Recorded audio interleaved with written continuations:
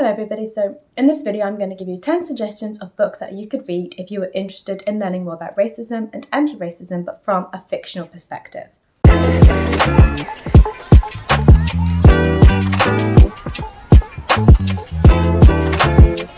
So the first one that we're going to discuss is a book called A Mercy by Toni Morrison.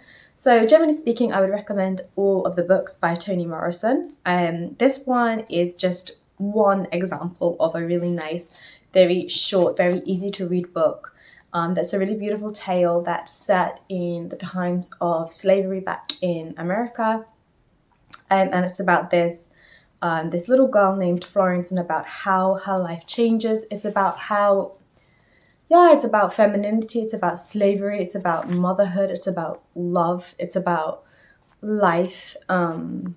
It's a beautiful little story of a girl and the characters that she interacts with, the women and the men who are around her, and how she constitutes her identity in relation to them, and in relation to the situation that was happening in the 17th century in America. It's a powerful, beautiful little book that I would really recommend reading.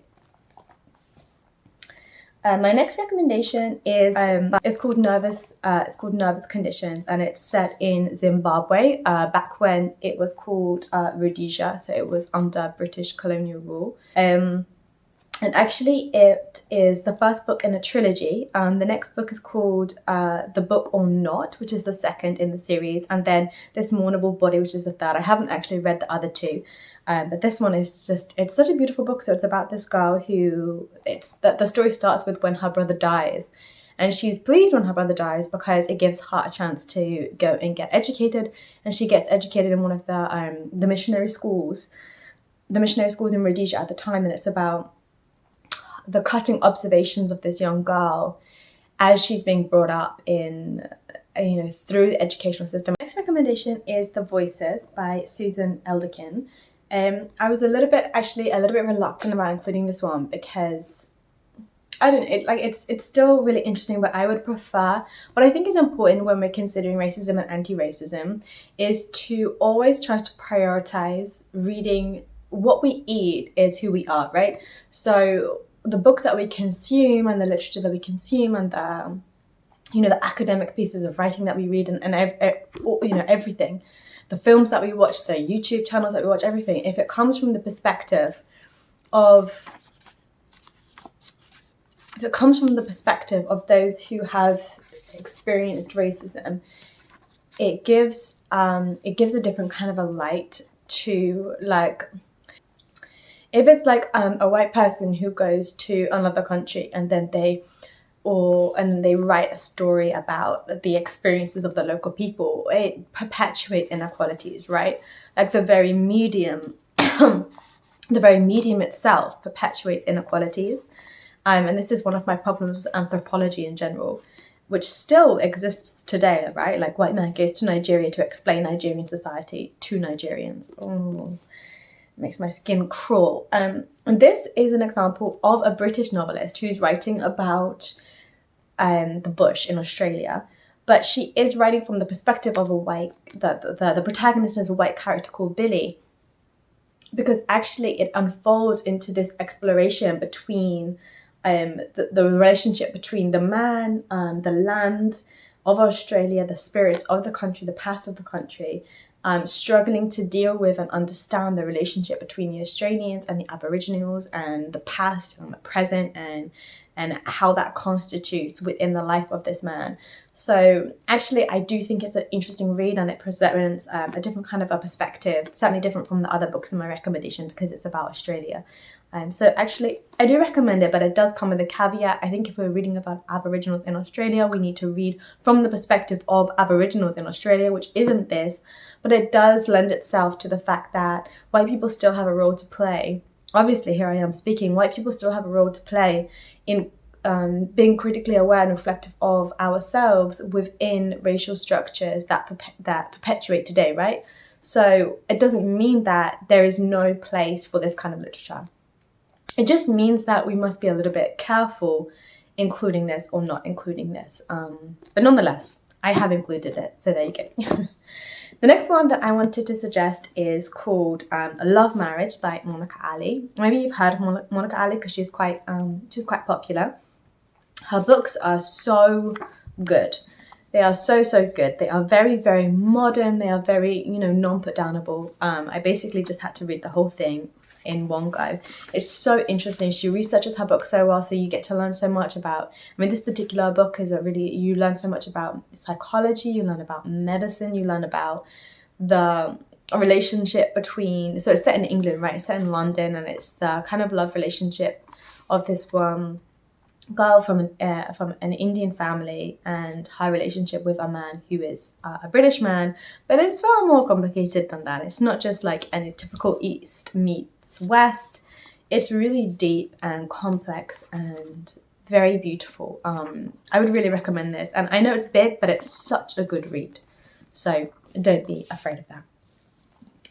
The next one that I want to recommend is also set in the UK. This one is really blatantly about racism and racialized inequality. So it's set in the end of the Second World War. So it's set in 1948, and it explores the relationship between Jamaican people of Jamaican origin.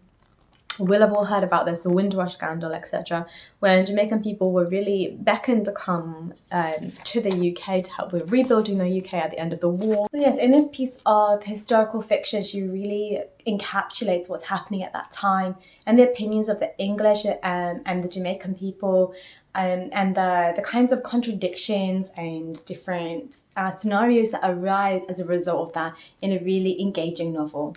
So the next book that I'm going to recommend is called Lovers in the Age of Indifference by Xiaolu.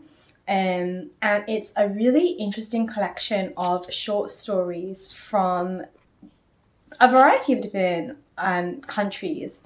In the introduction, she says, for the last 10 years on the journey from east to west, from country to country, these stories have embedded themselves in my body. It was a fascinating collection.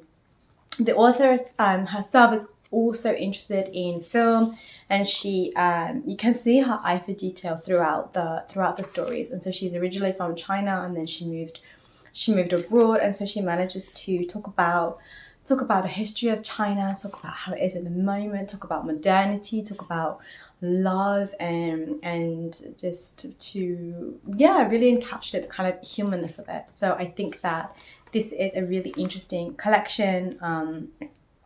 If you're interested.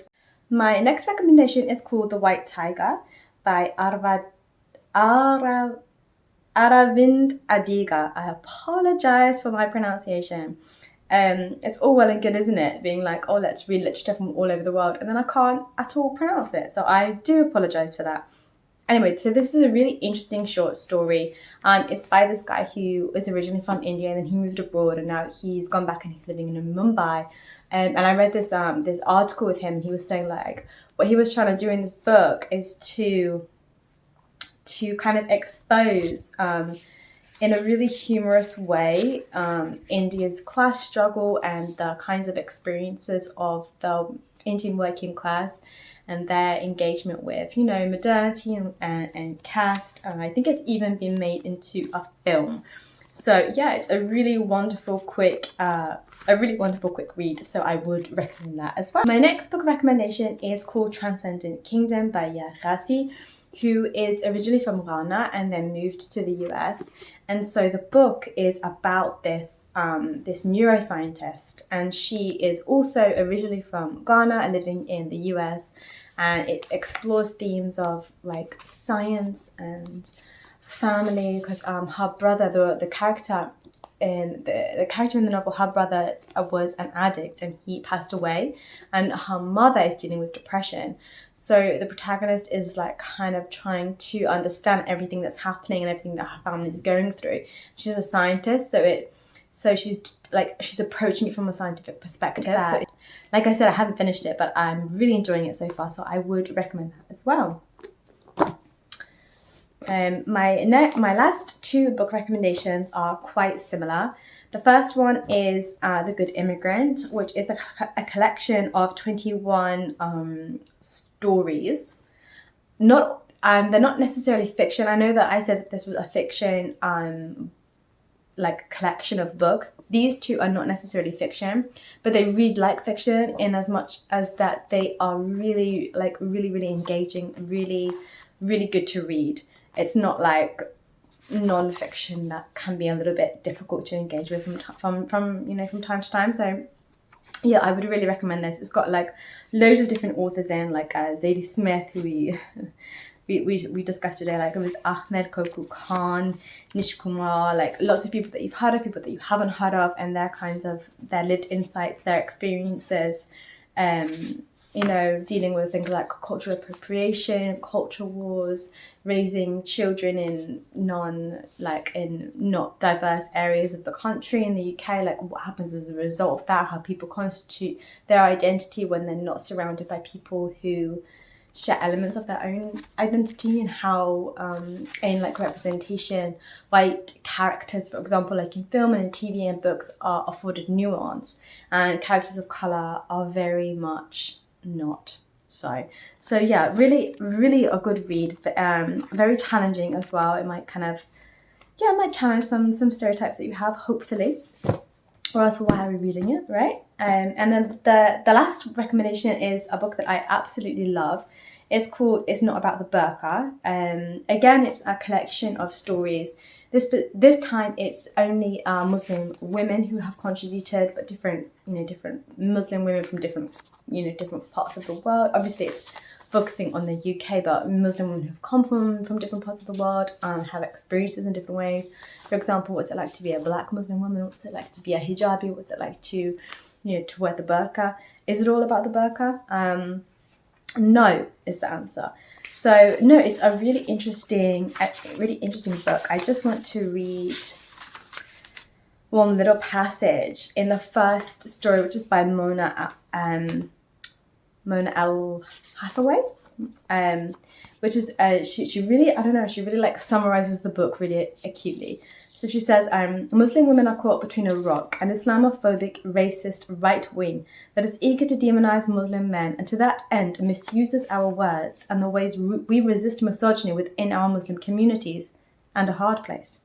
Our Muslim communities that are eager to defend Muslim men, and to that end try to silence us and shut down the ways we resist misogyny. Both the rock and the hard place are more concerned with each other than they are with Muslim women. They speak over our heads, literally and figuratively. Our bodies, what parts of them are covered or uncovered, for example, are proxy battlefields in their endless arguments. It matters little what we women think, because ultimately, both the rock and the hard place agree on and are enabled by patriarchy. So yes, thank you so much for watching if you've got to the end of this video, and I hope that it has given you maybe some suggestions of books that you hadn't heard of before and that you might like to try. Of course, the best thing to do is to go to a charity shop and to see what you can find there, rather than buying new books, or to go to the library, but maybe this has sparked your curiosity and you can look one up, or yeah. So thank you very much for watching, and I hope that you have a lovely day.